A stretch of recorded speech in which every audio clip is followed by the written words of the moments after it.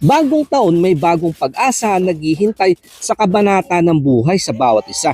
Kaya pinaghahanda ng pagsalubong sa maikli man o mahabal na mesa. Ang mahalaga masaya kasama ang mga kaibigan at kapamilya na nag-iiwan ng magandang alaala at dito nga po kami nag-umpisa. 3 araw bago sumapit ang bagong taon sa bahay kami ay umalis na. Tabing dagat muna ang una sa lista. Probinsya nga po ng Siam dito sa bansang Thailand. Maaga pa nang dumating kami sa lugar, hindi pa pwedeng mag-check-in kaya sa labas naglatag muna ako ng lamesa. Medyo gutom na kaya naghanda muna ako ng mga pagkaing mabilisang iluto habang naghihintay sa aming mga kasama. Pagkapananghalian dumating na ang pamilya nila Basero TH kasama ng ilang kaibigan. Inaabot daw ng traffic kaya natagalan sa daan at nagpalipas lang kami ng oras sa kwentuhan habang nakikipaglaro sila sa mga bata. Inayos naman namin nila Basero ang magiging pansamantalang silong sa aming magiging hapunan at itinuloy ang kwentuhan kinagabihan. Kinaumagahan ikalawang araw, may mga baong kami nakahanda, iluluto na lang. Kumpleto na din sa mga rekado at sa kalutuan. Dahil nga po sa mga outdoor naming content, handa na kami dyan. Tinanghali nga lang kami ng gising dahil sa mahabang kwentuhan kinagabihan.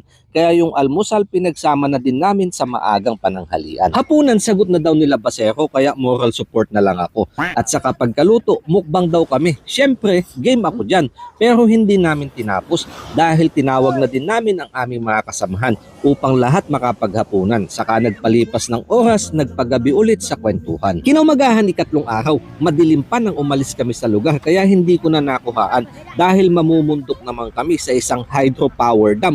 Mahigit 300 kilometro ang layo sa aming pinanggalingan kaya mas malamig at tahimik ang lugar. Probinsya naman ng Kanchanaburi, mga ilog at kabundukan. Ang usapan namin outing lang. So magdamag kami pupunta, mananatili po dito.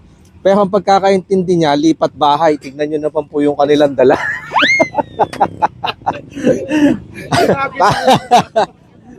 Parang wala na kayong planong bumalik sa trabaho nyo, oy.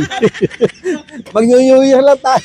Mag-New Year lang tayo dito. Bakit dinala nyo na yung buong bahay nyo? Isang bahay ang aming nirentahan. 6,800 baht overnight.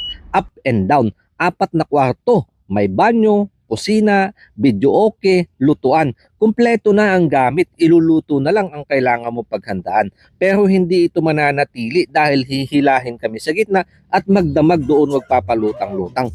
May kasama ng generator kaya no brownout, no worry sa dilim ng gabi. Lahat ng water activity andito na, pero yung iba may extra bayad na. Hindi naman sa nagpo-promote ako, pero sa totoo lang, inggit ang nasa puso ko na sana sa atin magkaroon din nito.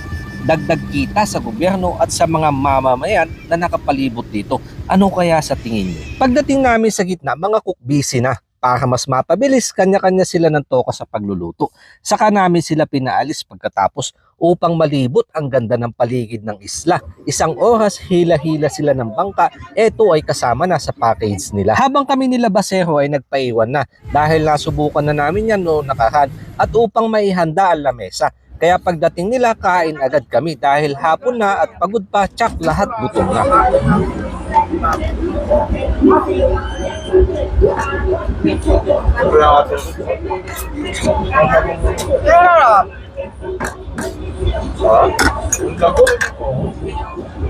Kinagabihan lahat nagpuyat dahil excited na. Hindi na ulit kami nagluto dahil madami pa naman tira. Kaya inihanda na lang namin ang sarili dahil mag-iingay kami sa katahimikan ng gabi.